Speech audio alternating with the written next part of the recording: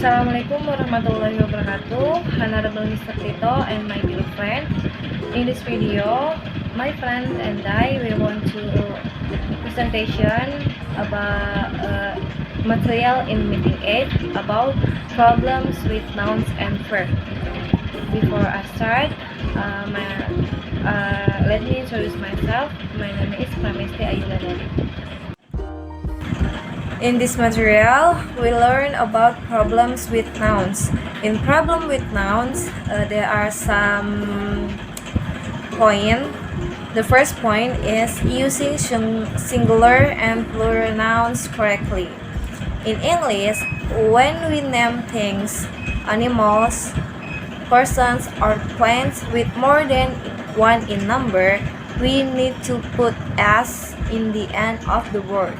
It indicates that they are plural. The example, I want to put all the books into my shelf, my new shelf. The books here, that's plural because there is s in the end of the word.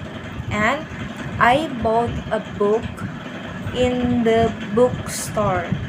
The book here singular because nothing s in the end of the word, so the book is just one. Okay.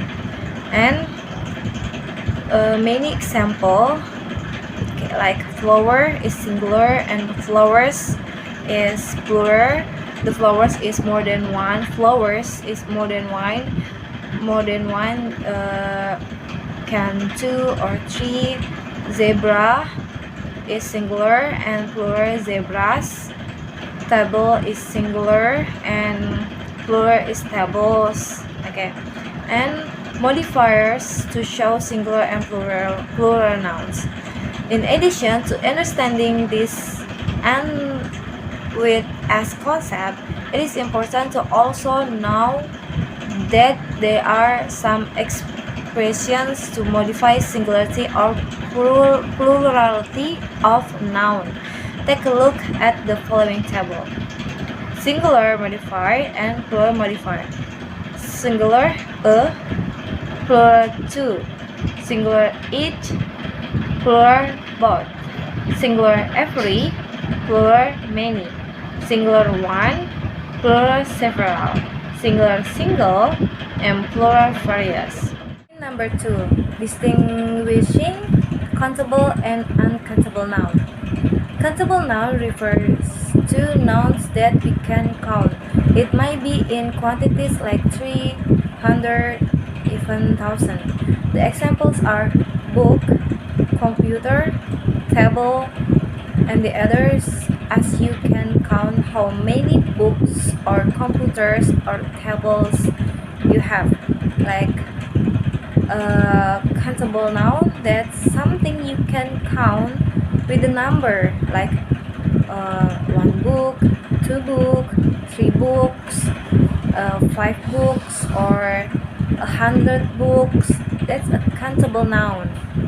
And the other hand, uncountable noun refers to entity that we cannot count in number, like liquid, like shampoo, sugar, oil is uncountable noun. The other uncountable nouns can be found in abstract forms such as happiness, nervousness, sadness, like that. Abstract nouns is noun that we can see the nouns that is just feel.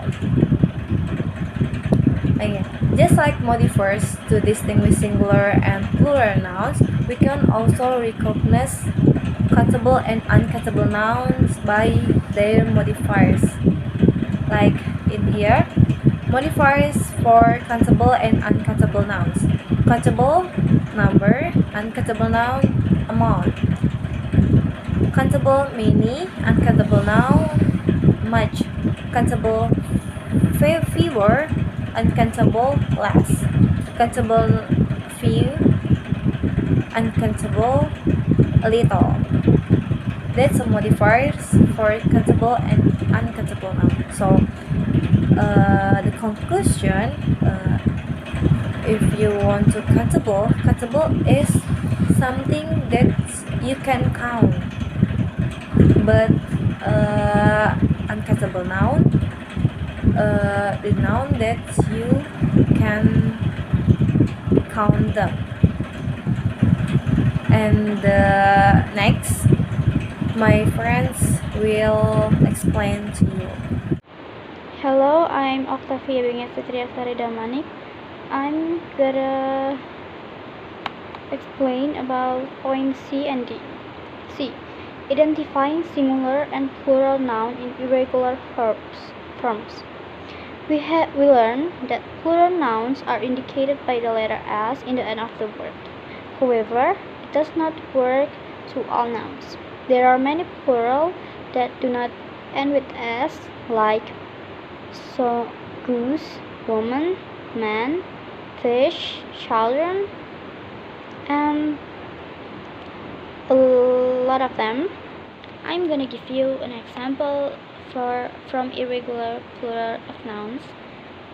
The noun is the change in vowel, like man become woman, woman become woman, food become feet, mouse become mice, and f an add of en in the end of the word. Ox become oxen, child become children. From a is to es. Creases become creases, analysis become analysis, axis become axis. Ended by a in the end of the word, like bacterium become bacteria, datum become data, phenomenon become phenomena. From us to I, alumnus become alumni, cactus become cacti, fungus become fungi, stimulus become stimul.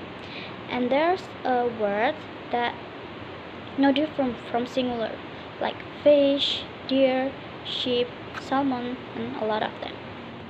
D. Distinguishing in person. It is sometimes confusing for non-native speakers like us to differ altruism from author or accounting from accountant, cook for food and cook for someone who can serve delicious food. However, such issues are frequently appear in written expression. In order to avoid mistakes in identifying whether it is accounting or accountant to refer to someone who works with managing money, it is important to be able to memorize each word for exact definition. Hello, my name is Nadia. Now I'm gonna tell you about problems with verbs. Verbs together with subject are very essential in making a sentence. Without a verb, there is no sentence. Therefore, it is very important to understand verb and its nature in order that we can make a good sentence. In TOEFL test, problems with verb mainly concern with tenses and verb form themselves. Verb consist of gerunds, participles, infinitive, and simple form. Gerund refers to a verb in form that access a noun. It is widely known with verbal nouns. As it is a noun, it can access a subject, an object, object of certain verb, and object of responsitions. The examples 1. Training my student to be skillful in reading is my favorite part in teaching. 2. You can go to the school by using public transportation. 3. I enjoy reading a book while eating. Participles refer to a verb in form that acts as an adjective. It is widely known with verbal adjective. It can be found the process after nouns as a result of reduced relative clauses. The examples 1. The man wearing blue shirt is my brother. 2. The car parked in the corner is my car. We can see that wearing and park are verbs in form. However, they do not function as a verb. They function to modify noun, man and car, respectively. A word that has function to modify noun is adjective. That is why participle is also known with verbal adjective. Infinitive refers to verb that can start with to. It has the same functions as gerund, that it can act as a subject and an object. The examples are to appreciate his hard work performance is a good idea. 2. I will be helping those in need to let everyone know that sharing is caring. A. Identifying erroring involving tenses. Survey on student work on TOEFL mentioned that most of tense error occur in the simple past tense, the simple present tense, and the present perfect tense. Therefore, we will discuss these three tense in depth in order to avoid such mistake in your future tests. Let's start from the simple present tense. It is also called a general time tense, which indicated that a condition is absolutely always true. It always shows an action or activity that also occurs frequently or regularly. Take the example 1. The earth surround the sun. 2. Gaisa like to visit Taman Safari for her semester holiday. 3. Generally, the class with Professor Budi is very interesting. The simple past tense indicates an action or activity that took place at the certain of a specific time in the past. It is the second form of verb. Verb 2. Take a look at the following examples. 1. He came across his Instagram account and found it hijacked. 2. The parents and I visit Disney for celebrating my admission in Oxford University. 3. We had a very interesting conversation with the presenter last evening. On the other hand, the present perfect tense indicates an action or activity that began at no specific or certain time in the past and remain the same at the present. It involves has or have as it auxiliary and the third form of the examples 1. Mr. Budi has worked for the school since 2010. 2. I have never been to Ocean Park for 10 years. 3. Nisa has recently returned from New York. B. Identify incorrect verb form. In addition to identify error that involves tense, IELTS test taker need to also identify the verb themselves. There are formulas that need to be understood. In order to avoid mistake in verb form, here are some points to highlight. 1. The best form of verb follow all types of model such as auxiliaries, masih, my, remember, my go, my sleep, have to obey. 2. The past participle is used after a form of have for all present tense, such as has passed, so should have known, have gotten, will have written. 3. The ing form is used after a form of be in all types of progressive tense, such as was crying, be writing, should have been doing, is playing.